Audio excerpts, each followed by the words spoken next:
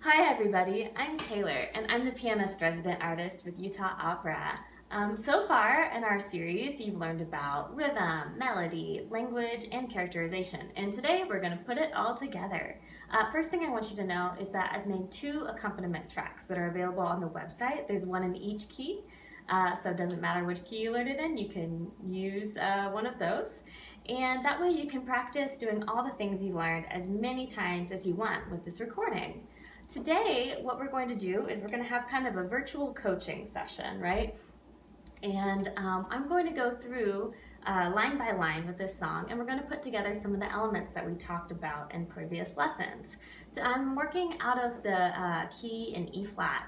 So if you worked in C, I'm sorry, but hopefully you can still follow along with us. Maybe I'll suggest some times when you can sing things an octave down. I will be the whole time just to demonstrate some of these elements. So one of the big ones here is that we learned about language, right? Can we say the title of this song together? Caro mio ben. Now you might notice that in the first 3 words in this song, you have 4 notes for 5 syllables, right? Caro mio ben.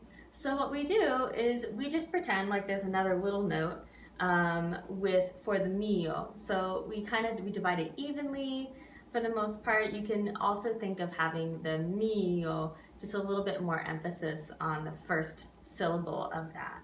Let's say it in rhythm first. So 1, 2. Caro mio ben. Let's try one more time. 1, 2. Caro mio ben. Great. Let's try singing that. Again, I'm going to be singing down the octave. Everyone who learned it in C might want to sing it down the octave. Ready? Go. Caro mio ben. See, so not so bad. Now the next 3 words we have credimi almen. And you might notice that there's a little curvy line under the mi and al. And so what that means is we're going to put those 2 syllables on one note, that very last note of that measure, right? So we say credimi almen. Try. Ready? Go. Credimi almen. Cool. Let's try singing it. Credimi almen. Cool. Next part, let's speak this in time. And I'm going to go ahead and skip to the end of the second line here, where we have languisce il cor. And you might notice I didn't really say languisce il cor, because again we have that little curvy line under the she and il, and that means we're going to combine them into one sound. Shale. Shale. So it's going to sound like languisce il cor. Let's try from senza di te, just speaking in rhythm. 1, 2. Senza di te languisce il cor. Cool. Now you might also notice that we have these little grace notes in here for languisce il cor. And all you're going to do with the language there is you're going to keep singing an ah, right? We have languish, and so you're going to just keep singing that ah till we get to the gui, if that makes sense. Languish. And we just close to the N right before we get to the G. Languish. So it's not languish, right? Let's try singing from Senza di te. Senza di te languisce il cor. Right, it's one of the trickier parts, but keep practicing and I'm sure that it will feel very easy eventually. Okay. So let's keep going. We have the same text and really similar rhythms here. The last measure of this first page, we have we have te languisce il cor, right? And you might notice that here we have more than one note for each syllable. So you're just going to spread that vowel over both notes. Te lang. If that makes sense. And again, stay on, don't close that end, stay tuned. Lang, languish. So let's practice doing this whole last line. We can do it with speaking first, and then we'll sing it. 1, 2. Caro mio ben, senza di te languisce il cor. Cool. And notice too, whenever I'm even just speaking, I'm being really conscious of keeping that vowel going. You can almost think of it like repeating the vowel, like I'm thinking ka-a-a-a-ro-o-o mio ben, right? Ka-a-a-a. And that helps us create the legato, the smoothness that we need here. So let's practice singing it now. If you're singing everything in octave down, you're probably just gonna have to switch octaves a little bit. I'll do it with you, so hopefully it's not that hard. 1, 2. Caro mio ben, senza di te languisce il cor. Cool. And now we have this beautiful interlude.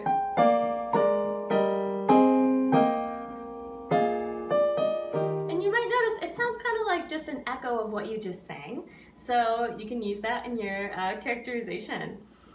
So this next part, this middle section, right, we have a similar thing like we did with mio with the word tuo. So again, we're just going to pretend like there's 2 little notes there for the tuo. Il tuo fedele. Try it. 1, 2. Il tuo fedele.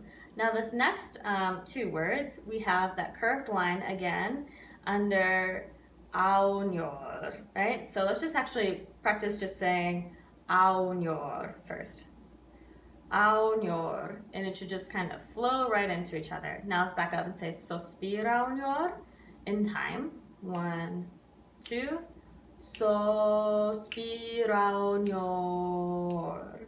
Yeah, so just rao, ow. It's almost like you're saying the word ow, right? Like, ow, that hurts. It's that same, it's actually a very similar vowel sound. Sospira aunor. So you can almost think of just saying ow there. Let's try singing those 2 together. Il tuo fedele sospira aunor. Il tuo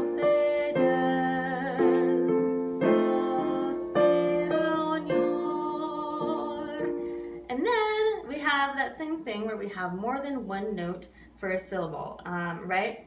Del tanto, and then again, rigor. So just think of keeping, like, continuously repeating those vowels in your head.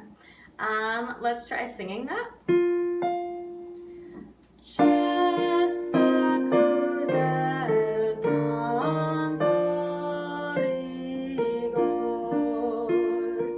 Now we have something where we have just, 1 syllable per note. Cessa crudel. Let's try just saying that in rhythm. 1, 2. Cessa crudel. And notice again, we have that double S sound that Addison talked about, right? Cessa crudel. And one way to think about it too is just, first of all, you want to sing cessa, so not chessa, right? It's very tempting to do, but you want to put the double S on that second note of it. And one way to think about getting that double sound too is just getting your mouth set in an S. We all say S together, right? Chessa. Cessa crudel, right? So that can just stay on the S a little bit longer than you maybe think that you would normally. Cessa crudel, cessa Cha-sa, not cha-sa, but cha-sa. Right, go to it the last minute. Okay, and then let's just try singing these next two, right? We have tanto rigor, tanto rigor. And you might notice these little words RIT, or this little word RIT above that last thing. And if you don't know what that means already, that's okay. It just means ritardando, which is just a gradual slowing. And the accompaniment, I'll give you a little bit of space here to do that if you want. And it's a tool for expression, because right now you're saying it's too much, right? Too much. And so you can use that to be expressive.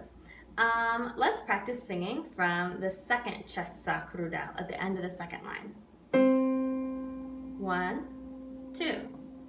Cessa crudel, tanto rigor, tanto rigor. Right, so you can just do a little bit. It doesn't have to be too much slowing down. And then we're back to the beginning. Let's try speaking this whole first part in rhythm from caro to all the way to cor in that second line. 1, 2. Caro mio ben, credimi almen, senza di te languisce il cor. Let's try singing it. Caro mio ben, credimi almen, senza di te languisce il cor. Now here we have something a little funny, right? Where we have these grace notes that happen before we say caro, and you might be thinking, what do I put there? Just start the ca sooner, so it's caro, caro, right, and then in the next one we start credi. Here's a note too. So in Italian, Addison talked about how R's are rolled.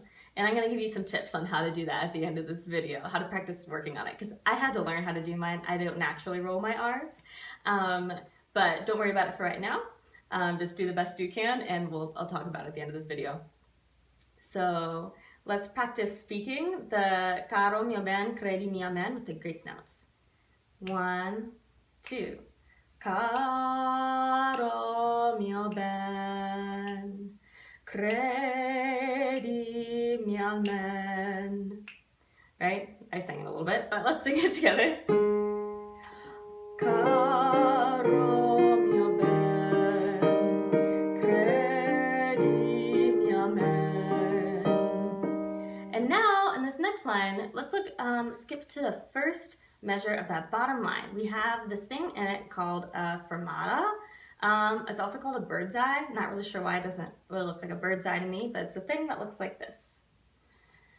And what that means is you have a little bit extra space to hold that note a little longer than it's written. And that's, again, it's an expressive thing, right? A lot of times we think of slowing down just a little bit when we want to be expressive. And this is one of those instances. And it means that specifically on that note, on that first note of the measure, you can hold it a little bit longer than 2 beats. So let's practice speaking and doing it just a little longer than 2 beats. So starting from the last measure of that second line. 1, 2. Senza di te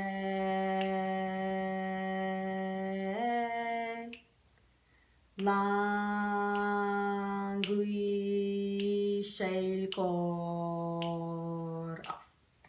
Let's try singing just that last bit, okay? Senza di te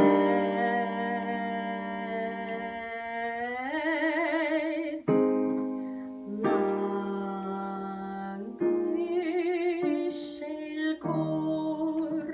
and then you'll stand there looking very expressive during the postlude, right? And again, remember that it's almost an echo of what we've had before of that material. So you can use that to your advantage, that characterization. Okay, so I promised I'd talk about this rolled R thing a little bit. So one way to think about it is it's in the same space actually as when you say a D. So say d, d, d, d, d, d. And then what you're gonna do is it's actually just a sped up version of that. Da da da da da da da da da. Da da da da da da da da. I played flute for a long time, so this is also second nature to me. Da da da da da da da da da. And eventually, what you want to do is you just want to let it go, right? If you have you just want to just let it kind of go off to your mouth. Another way I taught myself, this is very embarrassing, but I used the word burrito to help me learn it, because you can put a D in front of it and say budrito, and just kind of practice flipping that R. Budrito, budrito, burrito. Eventually, right? And so you don't roll the R every time you see it in Italian, but you want to definitely try to do it on credimi, amen. And think of just flipping it a little bit on some other places like caro, caro. And so instead of, it's actually closer if you say cado, cado with a D sound instead of an R. So you can even practice trying it first, sing cado mio ben. And eventually you'll just want to say maybe two Ds. Cado, cado. Caro, caro. It's all in that same spot. So I hope that was helpful with the rolled R's. It's just something that you kind of have to practice if you don't do it naturally. But I am a great example of somebody who never thought I'd be able to roll my R's, and here I am today. So there's hope. Okay, so go listen to that practice track online and work with it, sing along with it. It's like a little karaoke track. And the other fun thing about having this accompaniment track is that you can use them to make your very own videos. So, you can send it to like your mom or your best friend because you know that they have to say that they love it. But I know that you guys are rock stars, and I'm gonna challenge you. So Utah Opera would love to see you guys post your videos on social media and tag us at Utah Opera so we can enjoy them too. So thanks so much for learning this song with us. I'm really excited to see all your videos. I hope you do that because we just love to see a lot of people making music. It's a real joy. So see you guys.